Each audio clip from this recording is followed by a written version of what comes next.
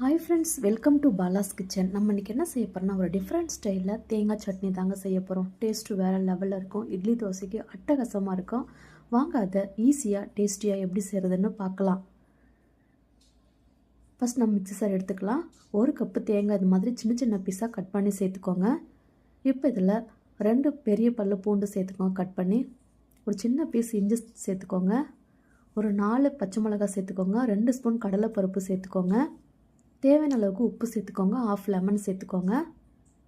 இப்போ கொஞ்சமாக இதில் தண்ணி சேர்த்துட்டு நல்லா சட்னி அரைச்சி எடுத்துக்கலாம். அரைச்ச சட்னியை ஒரு பாத்திரத்தில் சேர்த்துக்கோங்க. எப்பவும் போல் நம்ம தாளிப்பு கொடுத்துக்கலாம். எண்ணெய், கடுகு, கருவேப்பிலை சேர்த்து தாளிப்பு கொடுத்துக்கோங்க. அவ்வளோதாங்க, சூப்பரான சட்னி ரெடி ஆயிடுச்சு. ரொம்ப அட்டகாசமாக இருக்கும். ரொம்ப ஈஸியாக கூட இருக்குங்க. இதே மெத்தடில் நீங்களும் ட்ரை பண்ணி பாருங்கள். எப்படி இருந்துச்சுன்னு உங்கள் ஃபீட்பேக்கை கமெண்ட்டில் சொல்லுங்கள். இந்த வீடியோ பிடிச்சா லைக் பண்ணி ஷேர் பண்ணுங்கள். கண்டிப்பாக ட்ரை பண்ணுங்கள். தேங்க்யூ.